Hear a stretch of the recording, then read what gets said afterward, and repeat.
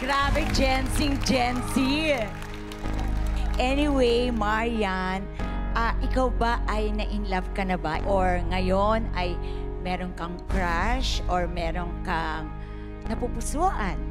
Ano po, may manliligaw po. Uy, ay. Kasi 'di ba yung music na The Scientist, ano naman siya it's a metaphor.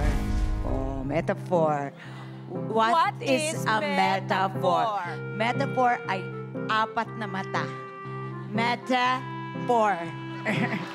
Apat na mata, metaphor. Hindi, kasi, di ba, parang metaphor siya nung hindi siya literal na The Scientist. Parang magsosolve siya ng problem about love. Yan ba ang kinanta mo kasi gusto mong masolve ang problem mo sa love? Actually po, yung meaning po kasi ng song sa akin is parang, syempre, nandito na ako sa industry na ganito. Tapos, yung manliligaw ko is, wala naman siya sa showbiz. Parang ang hirap kasi ng time, so apart kami. Mahirap po talaga, so, yan. Aww. Pero hayaan mo, pag dumating yung panahon, maiintindihan ka rin niya kung ano yung mundong ginagalawan mo.